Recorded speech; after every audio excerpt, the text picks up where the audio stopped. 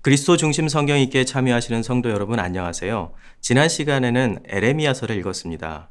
에레미야서의 마지막 장인 52장에서 바벨론은 예루살렘을 철저히 파괴하고 그리고 성전을 불태우죠.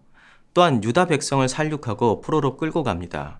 이렇게 유다는 멸망합니다. 그리고 성경은 에레미야 예가로 바로 이어지는데요. 성경의 이러한 순서를 통해 우리는 에레미야 예가라는 그 제목만으로도 그 내용이 무엇인지 쉽게 짐작할 수가 있습니다. 에레미야 예가는 예루살렘 성과 성전이 파괴되던 유다 멸망의 날에 일어났던 잔인하고 고통스러운 기억을 담고 있는 탄식 시의 모음입니다. 히브리어 원어 성경에서 에레미야 예가의 명칭은 에카입니다. 이것은 절규, 충격이란 뜻을 가지고 있습니다. 예루살렘 성의 최후가 얼마나 충격적이고 절망적이었는지 알 수 있는 딱 알맞는 타이틀이죠. 한글 성경이 에레미야 예가라고 부른 이유는 라틴어 성경이 선지자 에레미야의 예가라는 명칭을 사용했기 때문입니다. 개인적으로 히브리어 성경의 타이틀이 예루살렘 성 최후의 내용을 잘 담고 있다고 저는 생각하는데요. 에카라는 타이틀처럼 에레미야 예가의 내용은 충격과 절규로 가득하죠. 예를 들어 2장 11절은 당시의 상황을 이렇게 기록하고 있는데요. 함께 읽어보도록 하죠.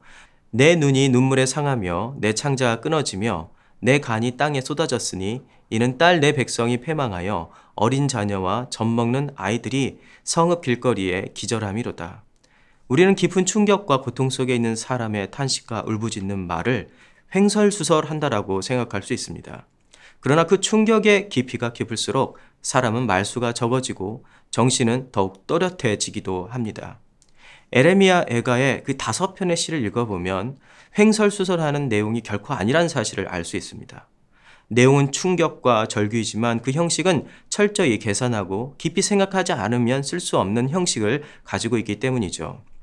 에레미야 예가의 1에서 4장에서는 히브리 시 중에서 가장 복잡한 형태를 가지고 있는 이합체 시라는 형식을 가지고 있습니다.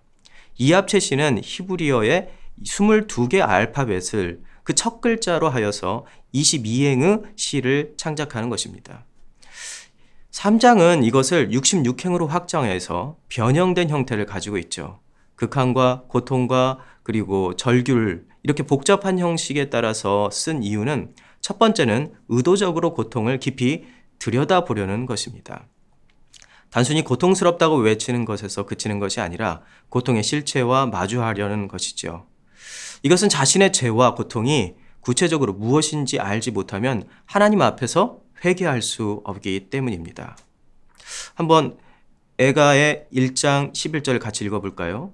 그 모든 백성이 생명을 이으려고 보물로 먹을 것을 바꾸었더니 지금도 탄식하며 양식을 구하나이다. 나는 비쳐나오니 여호와여 나를 돌보시옵소서. 또 두 번째 이유는 기억하기 위해서입니다. 알파벳 순서로 시를 쓴다는 것은 마치 이 삼행시를 쓰는 것과 비슷합니다. 누군가 첫 글자에 운을 띄우면 자연스럽게 그 내용이 기억나게 되죠. 알파벳은 일상의 언어로 구성된 기초 단어입니다. 이합체 시를 쓴다는 것은 이 고통스러운 내용을 일상에서도 계속해서 기억하겠다는 그런 의미이죠. 그렇게 하여 시인은 같은 죄에 빠지지 않고 이러한 고통을 다시는 겪지 않겠다는 강한 굳은 결심을 하는 겁니다. 그러면 시인이 무엇 때문에 죄와 고통을 들여다보고 이제 정말 기억하려는 것일까요? 그 답은 3장에 있는데요. 3장은 5장으로 구성된 에레미야 예가의 정중앙에 위치하고 있습니다. 히브리 문학에서 A, B, A라는 형식이 자주 나오는데요. 이것을 통해 중앙에 있는 B를 강조하는 것이죠. 에레미야 예가도 같은 형식을 사용하고 있습니다. 폐허가 된 예루살렘과 하나님의 진노에 관하여 쓰고 있는 1에서 5장의 정중앙에 있는 이 3장은 에레미야 예가의 진짜 의도와 주제를 알려주고 있습니다. 에레미야 예가의 주제는 절망이 아니라 소망이라는 것입니다. 그 정중앙에 있는 말씀을 우리 같이 읽어보겠습니다. 내 고초와 재난, 곧 쑥과 담즙을 기억하소서. 내 마음이 그것을 기억하고 내가 낙심이 되오나 이것을 내가 내 마음에 담아두었더니 그것이 오히려 나의 소망이 되었사옴은 여호와의 인자와 긍휼이 무궁하심으로 우리가 진멸되지 아니함이니이다. 이것들이 아침마다 새로우니 주의 성실하심이 크시도소이다. 이제 에레미야가 그토록 고통을 기억하려는 이유가 무엇인지 아시겠죠?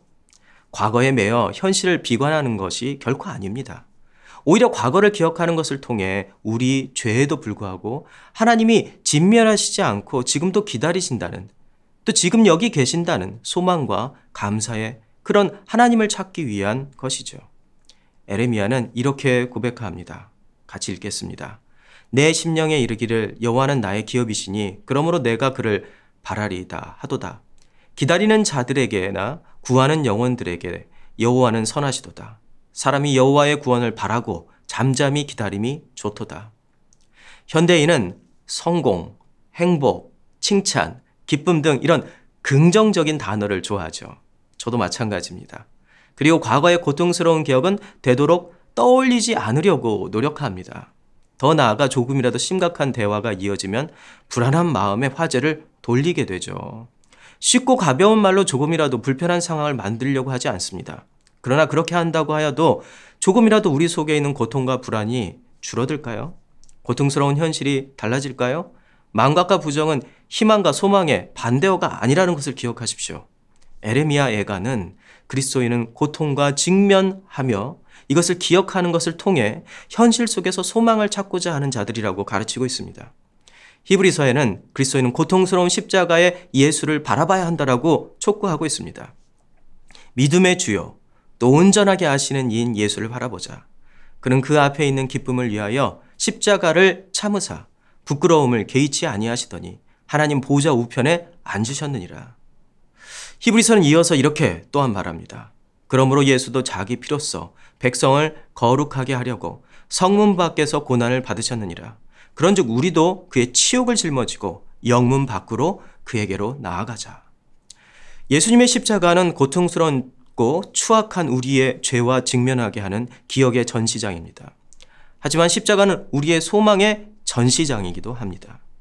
그곳에 우리 죄를 깨끗하게 하신 예수 그리스도가 계시기 때문이죠. 십자가는 죄와 은혜가 공존하는 곳이며 우리는 그 십자가를 매일 바라보게 됩니다. 그것은 우리가 절망적인 죄인이었다는 사실을 기억하는 것이며 동시에 지금 우리는 십자가의 은혜로 살고 있다는 그 감사와 기쁨을 깨닫는 사실이기 때문입니다.